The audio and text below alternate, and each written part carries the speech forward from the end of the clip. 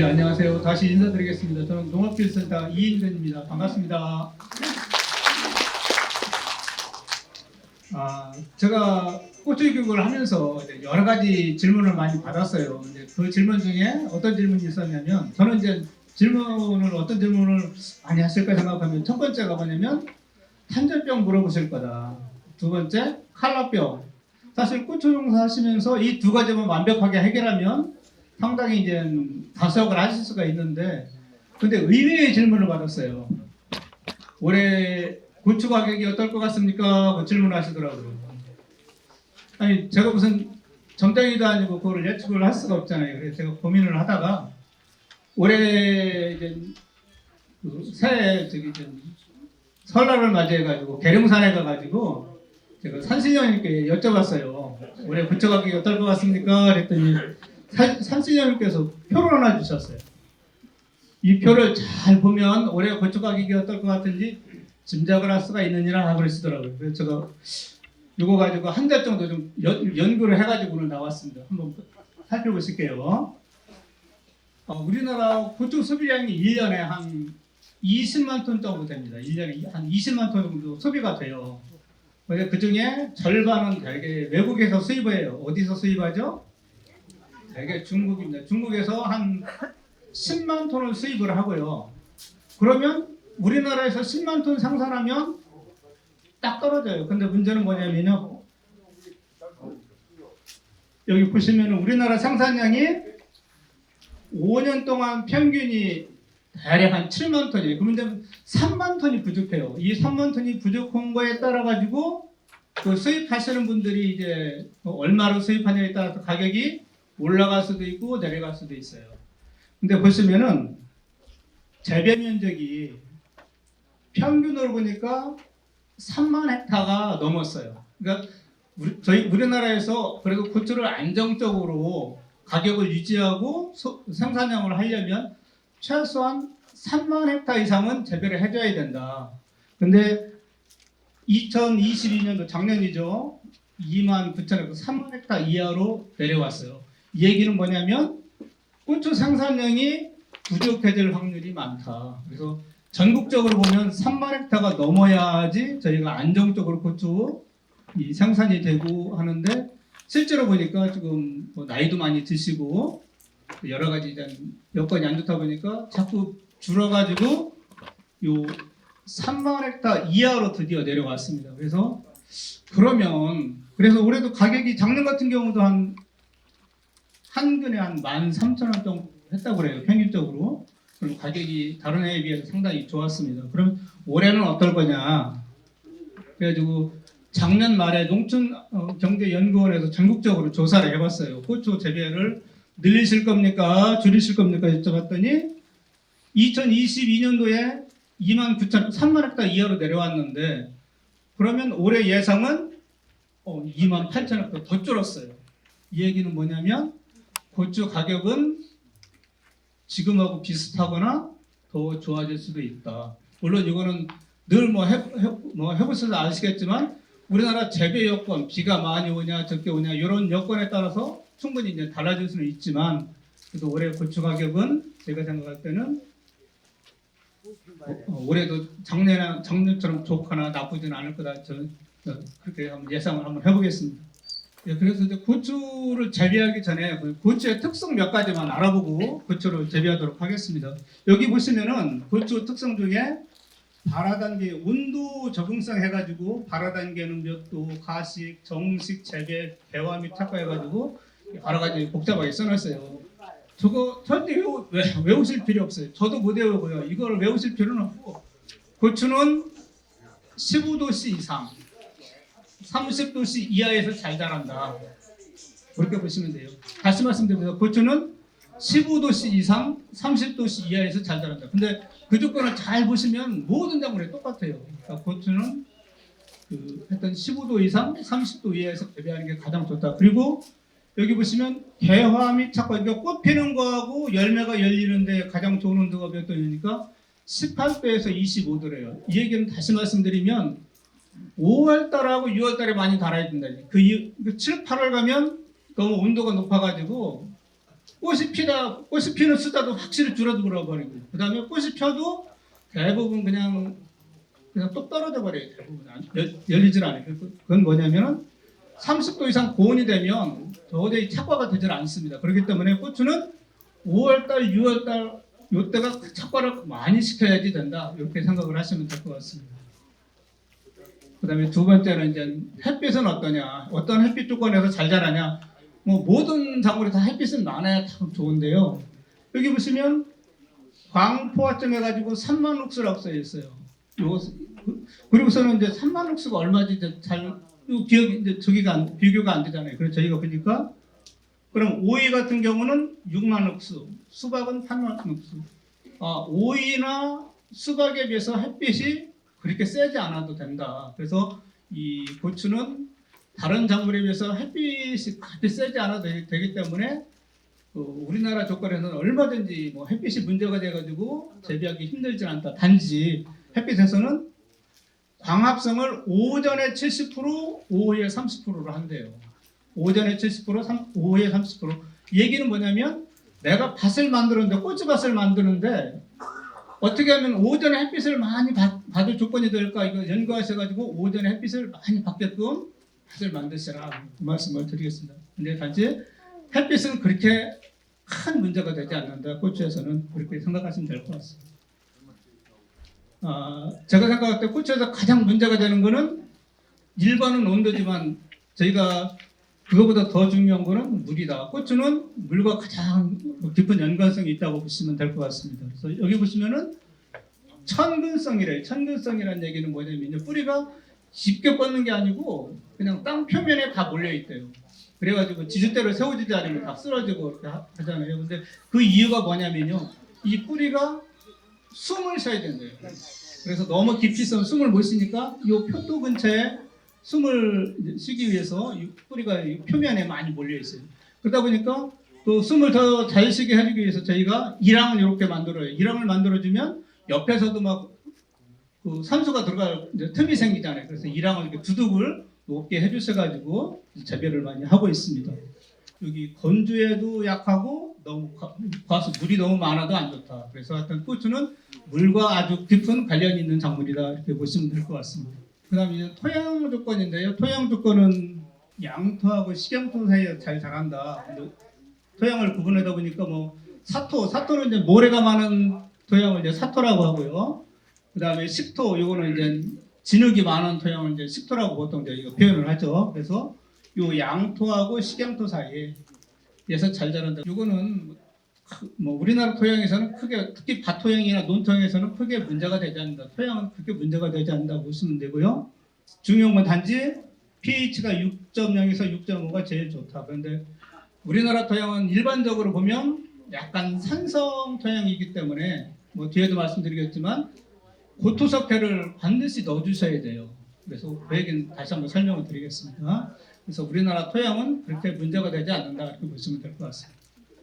그 다음에 이제 비료 요구도 있다. 근데 이 앞부분에 있는 거는 저희가 어떻게 조절을 하기가 힘들어요. 그러니까 하우스 재배하시는 분은 모를까, 그냥 일반적으로 하시는 분들은 조건을 맞추기 힘들어요. 그나마 유일하게 저희가 맞출 수 있는 게 이 비료 조건이죠. 그래서 비료를 보면 뭐 텔비부터 쭉 해가지고 나누는데요. 밑거름으로 정식하기 4주 전에 주셔야 되는 거. 정식하기 4주 전에 주셔야 되는 거는, 첫째는 뭐냐면 퇴비 한 2톤 정도. 그러니까 이거는 300평 규전입니다. 일반적으로 300평 규전에 한 2톤 정도 주시는데, 이거는 정식 심기 전에 한 4주 전에 주시고요. 그 다음에 고토석회 한 100에서 한 150kg 정도. 그 다음에 붕소 한 2 내지 3kg 정도. 이거는 고추를 심기 한 4주 전에 주셔야 돼요. 그 다음에 일주일 전에 주시는 건 요소 인산 가리, 질소 인산 가리죠. 요거는 4주 전에 주시는데, 또 용성인비 같은 경우, 그러니까 인산 비료 같은 경우는 100% 다 주시고, 그 다음에 요 질소하고 가리는 절반 정도는 일주일 전에, 그 다음에 나머지는 세 번에 나눠가지고 추별을 주셔야 돼요. 그래서 보통 비율은 심고서 한 달 뒤에 요소로 한 7kg, 황산가리 4kg 정도 이런 비율로 주시면 일반적으로 맞습니다. 그런데 이거는 일반적인 저희가 표현이고요. 더 자세히 하시려면 아까 벼농사 할 때도 토양 검정 얘기했듯이 고추 농사도 마찬가지예요. 왜냐하면 내 밭에 비료 성분이 어떤 성분이 많고 어떤 성분이 적은지 알아보시려면 토양 검사를 반드시 하셔가지고 토양 검사하면 어떤 거는 거기서는 설명을 해주죠. 뭐 기비로 면은 몇 킬로 주고 면은 몇 킬로 주고 자세히 설명이 됐으니까 그거 맞추시면 그때 토양 검사를 하셔가지고 거기에 맞춰주시면 되겠습니다. 네, 그래가지고 이제 고추를 심기 전에 아까는 이제 저희가 기본적인 얘기고요. 근데 요즘 보니까는 뭐 복합 비료라든지 고추 전용 비료 해가지고 300평에 우리 비료 같은 거는 뭐 2포 넣으세요, 3포 넣으세요. 그 회사마다 다 잘 나와 있어요. 그래서 그대로 그냥 거기에 맞게 주시면 큰 문제는 없을 것 같습니다. 그럼 이제 지금부터는 고추를 본격적으로 정식을 해가지고 재배를 하도록 하겠습니다. 그럼 고추는 어떤 때 정식을 해야 되냐면요. 고추잎이 10개 내지 13개, 10개 내지 13개의 꽃잎이 있다는 얘기는 뭐냐면요. 그때 방아다리가 하나 생겨요. 방아다리가 하나 생기고 거기서 꽃이 하나 필 때 정도 심는 게 가장 좋습니다. 그러려면 육묘기간으로 따지면 파종화 해가지고 80일 내지 90일 정도 된 묘를 심으셔야 되고요. 그래서 반드시 첫 꽃이 개화되었을 때, 이건 뭐냐면 너무 일찍 심으면 꽃이 피기 전에 심으면 그 꽃은 안 피고 그냥 잎만 무성해져 버려요. 그리고 나중에 착과되면 그만큼 시기가 늦어지기 때문에 이 꽃이 피었을 때 심으시면 그 다음부터는 계속 방아다리가 생기면서 거기에서 계속 착과가 되기 때문에 이런 조건을 맞춰주시면 되고요. 그리고 정식일은 하우스에 심으실 때는 4월 1일에서 한 4월 15일 사이, 그 다음에 노지는 5월 5일에서 5월 10일 사이가 우리 부여지역은 이 시기가 가장 적당한 시기가 되겠습니다. 그래서 정식물을 저희가 사진으로 보니까는요, 이쪽 묘는 좀 아직 너무 어린 묘고요. 그래서 요 정도가 가장 좋은 것 같고요. 이쪽 뒤로 묘는 너무 노화돼가지고 노화된 묘는 나중에 수량이 좀 적어질 수가 있어요. 그렇기 때문에 적정한 시기에 알맞은 묘를 심어 주셔야 되겠습니다. 그래서 이제 심는 방법은요. 심을 때는 육묘상에 심겨져 있는 깊이대로 심어라 여기 나왔어요. 고추를 아마 여기 홍산도 약간 그럴지 모르는데 제가 매산 가서 교육할 때 한 분이 그 얘기를 하시더라고요. 고추 포토 깊이대로 딱 심으면 안 된다 이거 왜 안 되냐 그러니 그분께서 뭐라 하시냐면 우리 밭은 바람이 너무 세가지고 심은 대로 심으라면 다 날아가가지고 고추밭에 하나도 안 남아난다고 그러시더라고요. 그래서 그런 조건을 저희가 볼 때는 특수한 상황이에요. 그럴 때 약간 깊게 심으시는 게 맞는데 우리 밭이 정상적이라고 그러면 포토 높이하고 같은 높이로 심어 주셔야 돼요. 너무 깊게 심으면 또 더 깊게 심으면 무슨 문제가 생기냐면요. 이 고추에서 뿌리가 가근이라고 그래가지고 포토 밑에서만 뿌리가 쭉 뻗어져야 되는데 그 옆에서 다시 가근이 나와가지고 고추 생기기 더 늦어져요. 그리고 또 비가 오거나 했을 때 역병에 걸릴 확률이 높아집니다. 너무 깊게 심으시면 안 되고요. 또 너무 낮게 심으시면 이게 건조 피해를 받아요. 그래서 건조 피해를 받기 때문에 너무 또 낮게 심으셔도 안 됩니다. 그래서 저희가 사전으로 봤을 때 이렇게 너무 깊게 심으면요, 이 부분에서 이렇게 가근이 이제 막 뿌리 위로 자라는 게 아니고 여기에서 뿌리가 자라는 바람에 양분을 뺏겨가지고 생육수가 늦어지고요. 그다음에 이런 경우는 이 윗부분이 너무 건조해가지고 그렇지 않아도 밭은 사실 물을 주기가 쉽지 않은데 너무 이렇게 심어버리면 나중에 건조 피해를 받아가지고 생육이 늦어지는 경우가 많습니다. 그래서 이렇게 정상적으로 심어주시는 게 가장 좋은 조건이 됩니다. 근데 저희가 심다 보면 저도 사실 작은 집에서 고추 농사를 해가지고 심을 도와드리다 보면 100% 이렇게 돼요. 이렇게 심으면 뭐 왠지 다 쓰러질 것 같고 해가지고 잘 안 되더라고요. 하여튼 이렇게 해주시는 게 가장 좋은 조건이 되겠습니다. 그래서 정식후 관리에서는 이제 요 측지자가 질문을 많이 하셔요. 그래서 저도 이제 아까도 말씀드린 작은 집에서 이제 고추 농사 하셔가지고 5월 말쯤 되게 가가지고 이제 그 측지제거 도와드리는데요. 저희 해보니까 이제 얼굴에 직접 해를 받으면 안 되니까 막 이제 등 돌려가지고 등에 딱 대고서는 이제 측지 작업을 하는데 처음에 한 20포기, 30포기까지는 원리 원칙대로 해요. 그러니까 2분 놔두고 측지만 똑똑 따주는데 한 30포기 넘어가니까 덥기도 하고 무릎도 아프고 막 도저히 안 되겠어. 그래가지고 장갑 잡고서 막 밑에다 훑어버렸는데 그 남자분들은 어르신들께서는 대부분 다 그냥 훑어버리시고 이제 사모님들 많이 오셨지만 여자분들은 그래서 원칙대로 하시더라고요.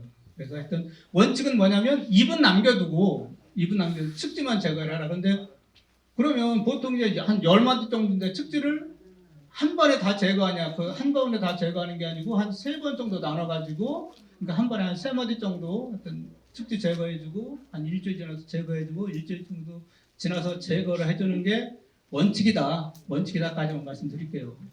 저도 해봤지만 아까 말씀드렸지만 장갑까지 다 훑어버리고 했는데 하여튼 원칙은 그렇게 해주시는 게 좋고요.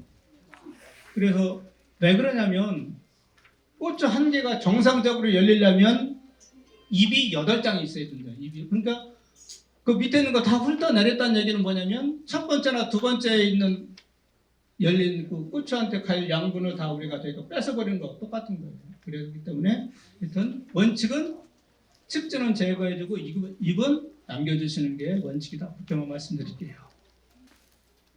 이제 추비 두는 방법 아까 그 요수하고 황산가리는 기비로 그러니까 밑거름으로 한 50% 주고요. 나머지 50%는 추비로 준다고 말씀을 드렸어요.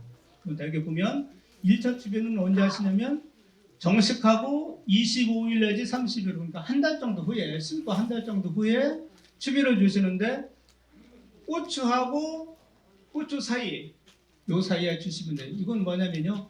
이 추비는 뭐냐면 뿌리에서 최대한 가까이 주셔야 돼요. 그러니까 뿌리에서 멀수록 이거 뿌리에서 그 비료 빨아먹기가 힘드니까 최대한 가까이 주시는데 그 대신에 너무 가까워가지고 뿌리에 집혔다면 너무 독해가지고 뿌리가 죽어버립니다. 그렇기 때문에 하여튼 요때는 심고 한 달 정도 지났을 때는 여기하고 여기 사이에 줘도 고추가 뿌리가 이만큼인데 뻗지는 않은 상태이기 때문에 이렇게 해주시면 되고요. 그 다음에 주시고 반드시 물을 줘가지고 뿌리 이거 비료가 높게 한 다음에 다시 흙으로 덮어주셔야 되고요. 그 다음에 2차 추비는 1차 추비가 끝나고 한 달 후에 이때는 요 옆구리에다 주시니 요 사이다 주면 일단 여기 있다는 이제 뿌리가 뻗어가지고 뿌리에 피해를 줄 수가 있기 때문에 요 옆구리에다 이렇게 해주시고요. 3차 같은 경우는 이미 여기까지 다 나왔기 때문에 여기 이제 2차 주신 저기가 됐죠. 그다음에 3차는 요 헛골 해주시고 반드시 물을 줘가지고 아니면 비 오기 전에 이렇게 이제 맞춰가지고 주시면 이런 조건으로 주시면 되겠습니다. 예, 그다음에 이제 고추 산미장애 중에 여러 가지 산미장애가 있는데 두 가지만 말씀드릴게요. 첫째는 뭐냐면 꽃이 폈는데 그냥 노란해지면서 떨어져요. 왜 그러냐? 이거 제 속상해. 당연히 고추가 열려야 되는데 이게 떨어져 버린단 말이에요. 속상해.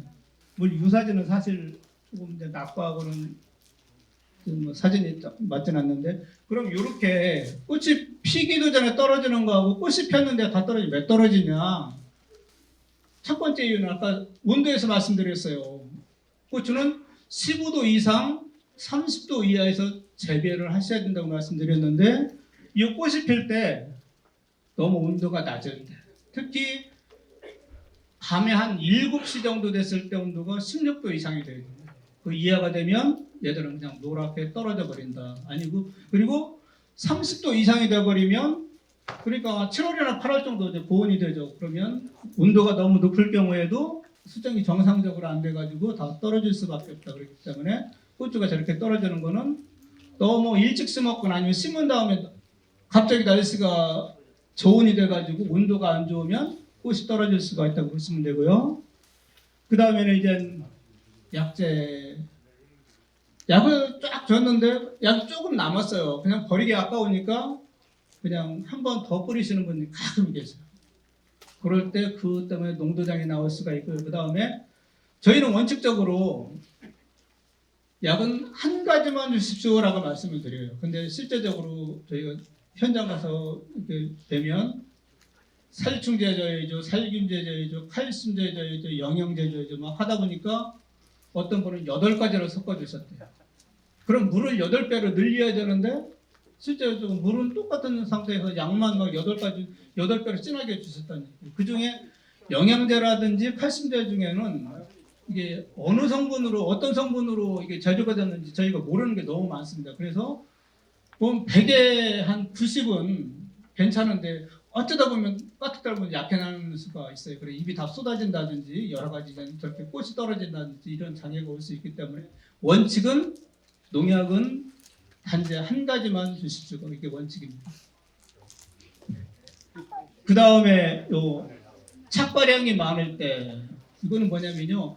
뿌리가 고추는 뭐 많이 달릴 때는 어떤 분은 그래요. 뭐한 고추 하나에서 뭐 600개까지 달 수가 있다는 분도 있고 어떤 분은 뭐 800개까지 달았다고 하시는 분도 있어요. 근데 그거는 진짜 잘 키웠을 때 얘기고 저희가 하다 보면 보통 한 200개에서 300개 그 정도밖에 못 달아요. 그런데 뿌리가 약해가지고 나는 200개밖에 달 수 없는데 뭐 꽃이 또 피는 거예요. 그러면 얘는 어떻게 하냐면 내가 살기 위해서 그냥 꽃을 떨어뜨리는 거예요. 그래서 이거는 뭐 온도 조건이라든지 다른 거 다 정상적으로 했는데 떨어진다 그러면 이거는 뿌리가 조금 약해가지고 착과량이 많을 때 떨어지는구나. 이렇게 그러면 방법은 뭐냐면 그 빨갛게 익은 고추는 빨리 따내셔야지 그 다음에 또 착과가 되겠죠.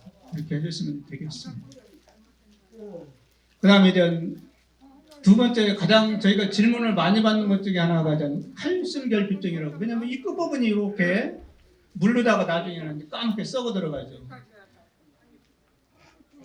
이 증상으로 보면 저희가 이렇게 성분 분석하면 칼슘이 부족해요. 그러니까 칼슘 부족이라고 저희가 말씀을 드리는데 실제 원인은 뭐냐면요. 칼슘 부족이 오는 원인 중에 첫 번째는 고추를 정식하기 전에 칼슘, 그러니까 황산고토나 고토사케죠. 고토사케를 안 주셨을 때, 근데 보통 저희가 보면 3년에 한 번만 주면 정상적인 토양이면 3년에 한 번만 주면 거의 문제가 없다고 그래요. 근데 난 정상적으로 고토사케를 줬는데도 이런 증상이 온다. 이런 증상이 온다. 그러면 이거는 뭐냐면 증상은 석회 결핍인데 이게 왜 오냐? 열이면 열, 물이 부족할 때. 특히 저희가 작년 같은 경우는 2022년도 같은 경우는 5월 달에요. 비가 4mm가 왔어요. 아니 0mm면 차라리 0mm지 4mm가 왜 창피하게. 하여튼 한 달 동안에 비가 4mm가 왔습니다. 고추를 심어놓고 물을 정상적으로 다닐 수 있는 분은 뿌리가 활짝이 잘 됐겠지만 물을 주기가 어려웠던 분들, 처음에 물 한 번 주고는 안 주시는 분들은 활짝하는데 상당히 아마 애를 먹었을 거고요. 뭐 활짝도 어렵지만 그 다음에 상륙하는데도 지장이 많았을 거예요. 특히 이제 심고서 5월달, 6월달, 아까도 5월달, 6월달 착과를 많이 시켜야 된다고 그랬는데 5월 한 달 동안 비가 3mm밖에 안 왔기 때문에 이런 칼슘 결핍증이 나왔을 확률이 많습니다. 그리고 이 증상은 물이 부족하면 오늘 부족해가서 이 증상이 나오는 게 아니고요. 이 증상은 대개 한 20일, 30일 전부터 물이 부족해가지고 고추 자체가 참다 나중에 이런 증상이 나오거든요. 그러면 어떤 분 이제 저희한테 문의를 하시죠. 그래서 물이 부족해서 그래가지고 물을 줬는데 그래도 또 이 증상이 나온다 하시는 분이 있어요. 왜 그러냐면 이 증상은 아까도 말씀드렸지만 20일, 30일 전부터 물이 부족해가지고 문제가 됐기 때문에 지금 물 주면 당장 해결이 안 돼요. 최소한 열흘이나 15일 지나야지 정상적으로 회복이 돼요. 그래가지고 내가 물을 줬는데도 회복이 안 되니까 어떡하냐면 물을 막 더 주고 해가지고 나중에 뿌리가 또 막 과습해열을 입어요. 심하신 분들. 그럴 수도 있기 때문에 일단 이 증상이 오는 원인은 뭐냐면 물이 부족해서 온다. 근데 이걸 해결하는 방법은요. 주기적으로 물을 줄 수밖에 없어요. 그러니까 비가 저희가 그러면 그냥 열흘에 한 번이든지 적당히 맞으면 제일 좋고요. 아니면 물이 이제 비가 적게 올 때는 정기적으로 물을 주실 수밖에 없어요. 그래야지만 이거는 해결될 수가 있습니다. 그리고 이런 것들은 되게 보면 저희가 밭에 가보면 아까워서 못 따내셔요. 이걸 빨리 따내야지 그 다음 게 빨리 착과가 되는데 그냥 아까워가지고 근데 이건 사실 상품성이 없기 때문에 빨리 따시는 방법밖에 없습니다. 이런 증상이 오는 원인은 가장 큰 원인은 무조건 물이 부족해서라고 보시면 되고요. 그래서 물을 적당히 주기적으로 물을 주시는 게 가장 좋습니다.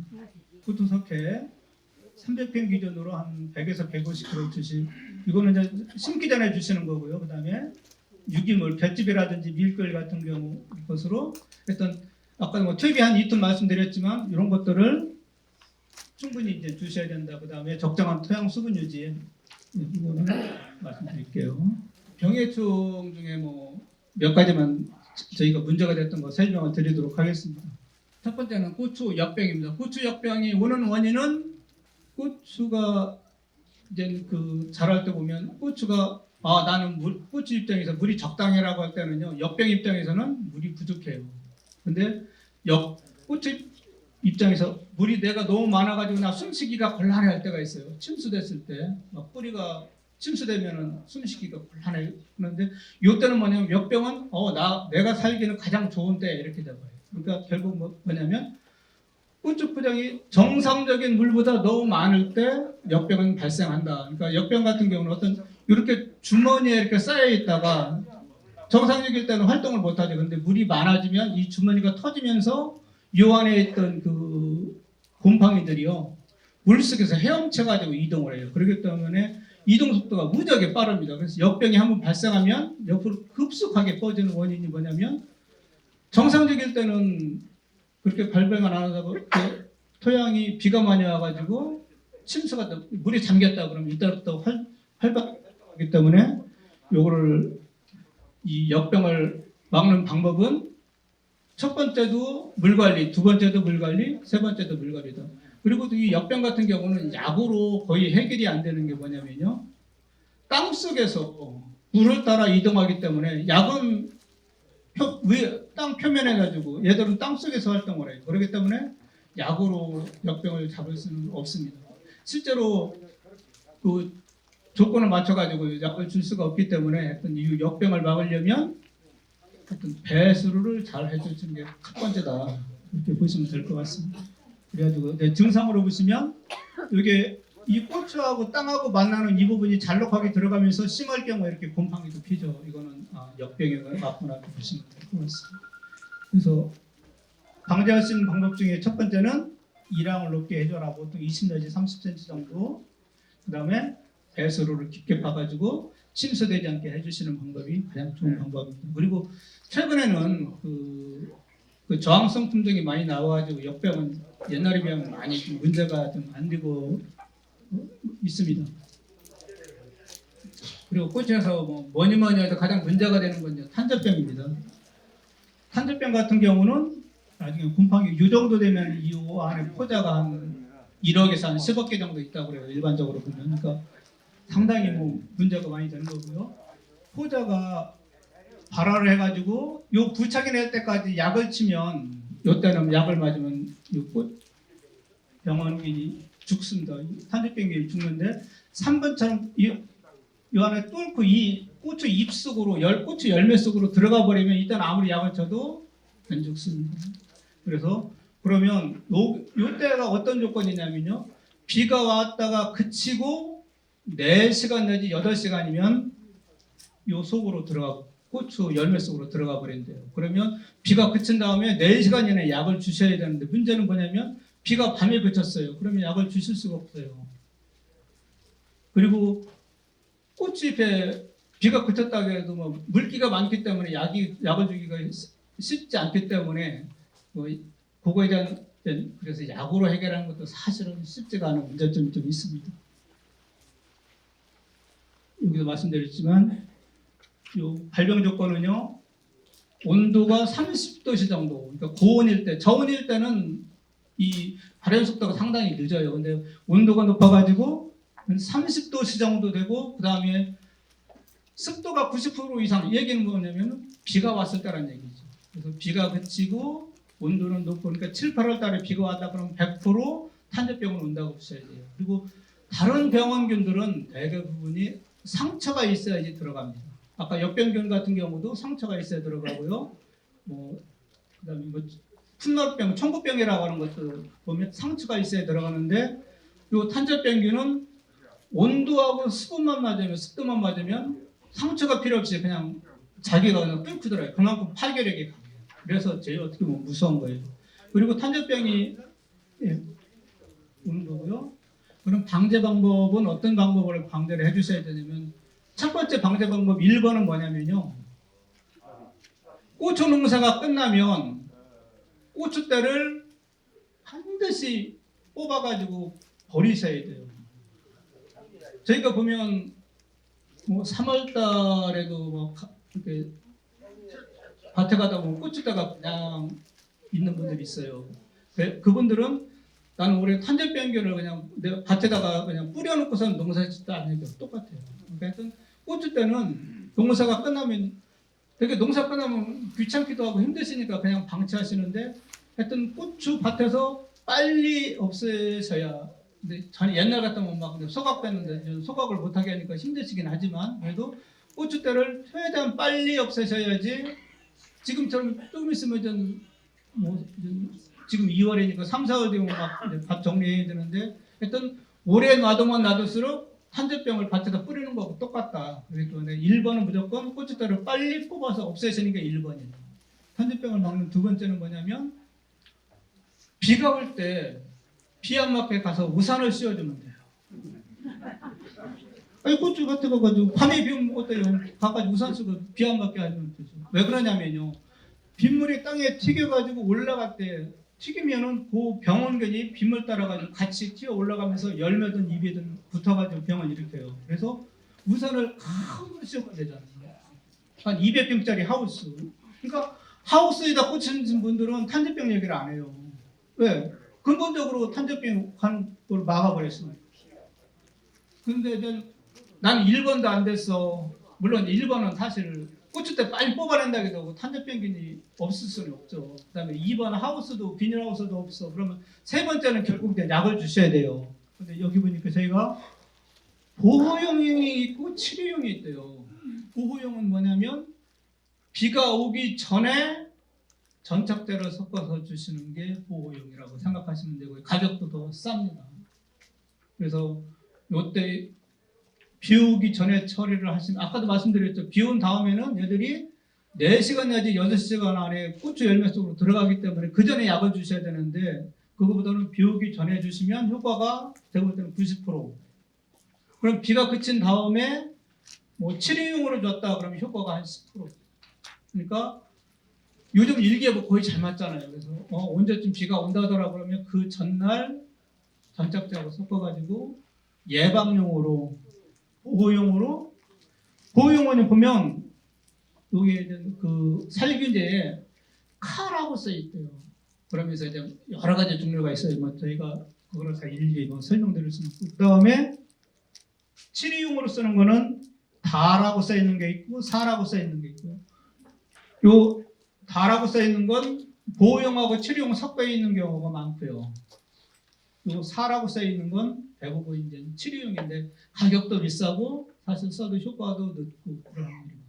그리고 또 하나 저 약을 치실 때 탄저병이 걸린 게 눈에 보이잖아요. 그럼 열매를 따서 버리셔야 돼요. 근데 나 귀찮아 그냥 약만 칠래. 그리고 약을 치면은 탄저병 약을 맞은 애들 한 거의 90% 다 죽을 거예요. 근데 문제는 뭐냐면 이 10%가 그 약을 주는 압력에서 옆으로 퍼져버려요. 그래서 난 열심히 탄저병 약을 했는데 탄저병을 퍼뜨리는 결과가 되기 때문에 같이 탄저병 약을 주실 때는 어떻게 해야 되냐면 열매를 따내고 그다음에 약을 처리를 해주셔야 됩니다. 탄저병 걸린 거는 따내고 약을 처리를 해주셔야 됩니다. 이 보호용 살균제는 발병하기 전에, 그러니까 비 오기 전에 요 카라고 써 있는 거를 주시면 되고요. 그다음에 비가 그쳤다 그러면 요 다라고 써 있는 거나 사라고 써 있는 거를 주시면 되겠습니다. 그다음에 이제 청구병, 풍마루병이라고 보통 하죠. 이거는 이제 세균성 병인데 얘도 토양 속으로 가서 번지고요. 특히 이제 지온이 땅의 온도가 높을 때 많이 발병을 하는데 탄저병하고 역병하고 거의 증상이 비슷해요. 낮에는 입이 시들거리다가 밤이 되면 약간 쌩쌩해지고 약간 이런 증상이 있는데, 그래서 얘들을 구별할 수 있는 방법은요. 이렇게 고추를 잘라가지고 물에다가 이렇게 넣으면 이렇게 무슨 우유 같은 것이 이렇게 고추 줄기에서 떨어집니다. 이거는 이제 그 세균 덩어리거든요. 그래서 이렇게 열매가 그 하얀 액이 떨어지면 이때는 청국병약을 좀 주시면 되는데, 문제는 얘도 토양으로 오는 애기 때문에 그 약은 사실 치료제가 있긴 있는데 효과를 보기가 사실 상당히 좀 어렵습니다. 그런 문제점이 좀 있습니다. 그리고 하여튼 요거는 작년에 청국병이 나왔다 우리 밭에, 그러면 반드시 그 고추를 심기 전에 소독을 해주셔야지 효과를 보실 수가 있다, 이렇게 보시면 될 것 같습니다. 고추 바이러스 증상은 몇 가지가 있냐면요, 모자이크 증상, 녹색으로 예쁘게 있는 게 아니고 거기다가 약간 뭐 이렇게 알록달록하다 그러죠. 그런 증상이 있거나, 아니면 입이 쭈그러지거나 황색이나 흰색 반점이 생기거나, 아니면 이렇게 줄기 부분이 썩어 들어가면 약간 그런 증상이 있을 경우에는 바이러스일 확률이 많습니다. 그리고 요 바이러스는 요 바이러스를 옮겨주는 매개체가 있더라고요. 그래서 그 매개체를 없애주면 해결될 수가 있습니다. 그래서 하여튼 요 바이러스는 바이러스 자체 약제는 없지만 바이러스를 옮기는 매개체를 잡아주면 되겠습니다. 그래서 이제 바이러스를 옮기는 매개체 중에 1번은 진딧물이 있어요. 어떤 분은 그렇습니다. 밭에 우리 밭에는 진딧물이 없어라고 말씀을 하세요. 진딧물 특징 중에 첫 번째는 뭐냐면요, 얘들이 3월 말이나 4월 초부터 활동을 합니다. 사실 3월 말이나 4월 초면 저희 사람 입장에서 추워요. 그런데도 얘들은 활동을 해가지고, 그러니까 예를 들어 4월 달에 내가 하우스를 해가지고 고추를 심었다. 그런데 낮에는 더우니까 문을 살짝 열어놔요. 그리고 저녁 때 닫습니다. 그러면 낮에 문을 열었을 때 그 하우스 집 밭에 있던 이 진딧물이 날라가지고 고추에 들어갑니다. 그리고는 다시 날라서 다시 자기 원래 있던 그 잡초로 가버려요. 그렇기 때문에 아무리 봐도 고추에 난 진딧물을 못 봤다 하시지만 실제로는 날아다니는 애들이 이 바이러스도 옮기고요. 걔들이 또 피해를 많이 줍니다. 그렇기 때문에 내 눈에 안 보이지만 진딧물은 100% 있다고 보셔야 돼요. 그래서 이런 진딧물이 보인다, 이거는 뭐냐면요, 내가 고추밭 관리를 약을 방제를 너무 안 했다라고 생각하시면, 이게 보일 정도 되면 그 밭은 상태가 상당히 심각합니다. 그렇게 보시면 되고요. 하여튼 진딧물 같은 경우는 1년에 한 10번 내지 20번 정도 발생을 해가지고 이 피해를 많이 주기 때문에 하여튼 반드시, 그리고 요 진딧물 같은 경우는 여기 이제 바이러스 매개라고 써 있어요. 바이러스 매개. 요 무슨 바이러스냐면 CMV라고 이제 오이 모자이크 바이러스인데, 하여튼 요 바이러스를 옮긴다. 그렇기 때문에 하여튼 요 진딧물을 반드시 방제를 해줘야 되는 첫 번째 해충이 되겠고요. 그 다음에 이제 입이 이렇게 정상적으로 되지 않고 뭔가 좀 뭔가 약간 씹어먹은 것처럼 돼 있어요. 이 증상은 뭐냐면요, 총체벌레가 입이 어렸을 때 이 부분을 갉아먹은 거예요. 그래서 그러다 보니까 이 부분을 정상적으로 못 자라고 이렇게 좀 찌그러지는데, 이런 증상이 나오면 우리 밭에 총체벌레가 있구나라고 생각을 하시면 돼요. 대표적인 증상입니다. 그래서 총체벌레 모양은 이렇게 이제 확대하면 이렇게 생겼는데요. 얘들을 확인할 수 있는 가장 좋은 거는 꽃을 하얀 종이 같은데 털면 이 총체벌레가 막 이렇게 조그만 것들이 이제 기어다니는 게 보입니다. 그래서 총체벌레, 그리고 이 총체벌레의 특징은 뭐냐면 알을 입속에 낳아요. 그렇기 때문에 약을 줘도 입속에 낳기 때문에 이 알은 죽질 않습니다. 그리고 유충 같은 경우는 이제 얘들이 입 가열하는데, 유충은 이제 잡을 수가 있죠. 약 맞으면 죽으니까. 그 다음에 번데기는 땅에 떨어져 가지고 번데기가 돼요. 그래서 번데기도 잡을 수가 없어요. 그리고 성충이 돼서 다시 이제 입으로 날아오는데, 그렇기 때문에 약을 한번 처리하면 애벌레하고 성충은 죽이는데 그 알하고 요 번데기는 잡을 수가 없어요. 그렇기 때문에 약을 한번 쳐가지고는 도저히 총체벌레를 잡을 수가 없습니다. 그리고 봄이나 가을에는 요 한 사이클이 돌아가는데 알에서부터 성충까지 한 달 정도가 걸려요. 근데 여름에 이 고문이 되면 요게 한 열흘 내지 15일이 되면 이게 한 사이클이 돌아가 버립니다. 그만큼 그 번식 속도가 빨라져요. 그렇기 때문에 눈에 안 보이더라도 고추를 심으시고 5월 초부터 약을 주기적으로 해주셔야지, 진딧물하고 총체벌레 특히 주기적으로 해주셔야지, 나중에 7, 8월 가가지고 약을 하려고 그러면 이미 그때는 때가 늦어가지고 아무리 약을 쳐도 2, 3일 지나면 또, 그러니까 약을 쳐도 효과가 없다라고 생각을 하실 확률이 많아요. 그래서 일단 얘들은 반드시 정식하고 일단 주기적으로 약을, 진딧물하고 총체벌레는 100% 온다고 보시고 주기적으로 약을 해주시는 게 좋습니다. 그 다음에 이제 신체 부분이 이렇게 오그라들다가 나중에 심해지면 막 까맣게 되면서 썩으면서 떨어지는 증상이 있어요. 이거는 이제 참원증이라고 하는 건데, 얘들도 너무 증상이 작아가지고 안 보이는데, 이 응애 종류는 언제 오냐면요, 가장 조건이 뭐냐면 비가 안 오고 고온에다가 건조할 때, 비가 안 올 때, 얘들은 특히 건조할 때 심하게 옵니다. 그렇기 때문에 비가 특히 7, 8월달 비가 안 온다 그러면 요 참원증애가 올 확률이 많습니다. 그리고 작년에 가장 문제가 됐던 것 중에 하나가 담배나방입니다. 담배나방은 1년에 3번밖에 발생을 안 해요. 그렇기 때문에 아까 말씀드렸던 진딧물이나 총체벌레는 1년에 한 10번에서 20번 정도 발생을 하는데, 상대적으로 담배나방은 3번이면 상당히 적습니다. 근데 문제는 뭐냐면요, 얘들이 알을 낳는, 1년에 3번 발생하는데 알을 몇 개를 낳냐면 조건이 좋으면 한 2,000개까지 낳습니다.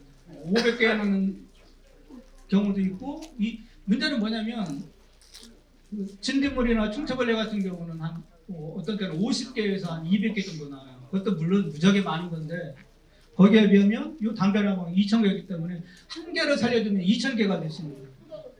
그래서 얘들은 가장 중요한 게 뭐냐면요, 5월 말이나 6월 초에 1차 발생을 합니다. 1년에 3번 발생하는데 첫 번째 발생이 5월 말이나 6월 초에, 그래서 이때 집중적으로 방제를 해주셔야 돼요. 그리고 얘들 특징 중에 또 하나는 뭐냐면, 이 애벌레 단계에서 탈피를 5번을 해요. 탈피를 5번을 하는데, 첫 번째하고 두 번째는 약 맞으면 바로 죽습니다. 근데 세 번째부터는 이 죽는 퍼센테이지가 그 내성이 생겨가지고 잘 안 죽어요. 그래서 한 5령충 정도 되면요, 얘들을 잡아가지고 농약 통에다가 넣어놓으면 거기서 막 헤엄치고 다닙니다. 안 죽습니다.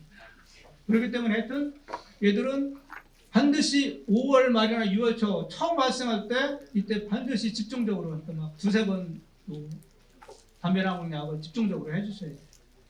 그리고 만약에 이 시기를 놓치면 무슨 문제가 생기냐, 7월 말이나 8월 초쯤 2차 발생을 하는데, 이때는 전부 다 구멍 뚫린 것밖에 없어요. 그래서 그러면 애벌레 하나가, 어떤 거는 고추를 그냥 하나만 들어가서 하나만 가해하면 좋은데, 요 안에들 한 들어가서 가해했다가 조금 먹다 나와가지고 옆에 있는 거 또 가해를 하고, 그래서 한 애벌레 하나가 10개까지 열매를 가해를 한대요. 그래서 2차 때 하여튼 1차 때 방제를 안 해주시면 2차 때 문제, 그리고 3차 때는 뭐 진짜 구멍 뚫린 담배밖에, 아니 고추밖에 썩이 안 될 정도로 피해가 심각하기 때문에, 특히 작년 같은 경우는 2021년도 같은 경우는 5월달하고 6월달 비가 적었어요. 비가 적을 때는 더 심해지기 때문에 특히 주의를 해주셔야 됩니다. 그래서 방제 방법으로는요, 하여튼 피해 과실을 일찍 제거해라. 그다음에 땅 속에 묻거나 뭐 불에 태운다고 하는데, 불에 태우는 거 못하게 돼 있으니까 주의하시고, 그다음에 겨울에 번데기를 월동을 하기 때문에 겨울에 이렇게 고추밭을 갈아주시면, 그래서 이 번데기를 이제 그래서 땅을 뒤집어 가지고 번데기를 죽여주시면 효과가 좀 있다고 그러고요.